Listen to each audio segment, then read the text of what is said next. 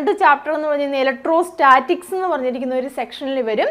Electrostatics എന്ന് പറയുമ്പം ചാർജസുമായിട്ട് ബന്ധപ്പെട്ടതാണ് കേട്ടോ. ചാർജസ് അറ്റ് റെസ്റ്റ് കേട്ടോ. ചാർജസ് റെസ്റ്റിലായിരിക്കുമ്പോൾ ഉള്ള കാര്യങ്ങളെക്കുറിച്ചാണ് നമുക്ക് ആദ്യത്തെ 2 ചാപ്റ്ററിൽ പഠിക്കാനുള്ളത്. അതുകൊണ്ട് തന്നെ അത് ഇലക്ട്രോസ്റ്റാറ്റിക്സ് എന്നാണ് അറിയപ്പെടുന്നത്. ദെൻ അടുത്ത ചാപ്റ്റർ വരുന്ന നേരത്ത് ചാർജസ് റെസ്റ്റ് കഴിഞ്ഞു. പിന്നെ നമ്മൾ പറയുന്നത് ചാർജസ് മൂവ് ചെയ്യുന്നു. ചാർജസ് മൂവ് ചെയ്യുമ്പോൾ അവിടെ എന്തുണ്ടാകുന്നുണ്ട്?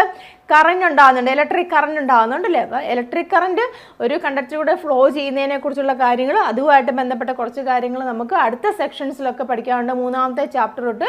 പിന്നെ ചാർജസ് ഒരു കണ്ടക്ടറിലൂടെ മൂവ് ചെയ്യുമ്പോൾ അവിടെ എന്ത് സംഭവിക്കുന്നുണ്ട്? മാഗ്നറ്റിക് ഫീൽഡ് ഉണ്ടാകുന്നുണ്ട് അല്ലേ. അപ്പം മാഗ്നറ്റിക് ഫീൽഡുമായിട്ട് അല്ലെങ്കിൽ മാഗ്നറ്റിസവുമായിട്ട് ബന്ധപ്പെട്ട കാര്യങ്ങൾ നമുക്ക് പഠിക്കാനുണ്ട്. അതിൻ്റെ പ്രോപ്പർട്ടീസ്, കുറച്ച് തിയറംസ് ഒക്കെ പഠിക്കാനുണ്ട്. അപ്പം അങ്ങനെ കുറച്ച് സെക്ഷൻസുകളാണ് നമുക്ക് ആദ്യത്തെ ചാപ്റ്റർ എന്ന് പറയുന്നത്. മനസ്സിലാവുന്നല്ലോ. അപ്പം ആദ്യത്തെ സെക്ഷൻ നമുക്ക് 2 ബ്രാഞ്ചസ് ആയിട്ട് ഡിവൈഡ്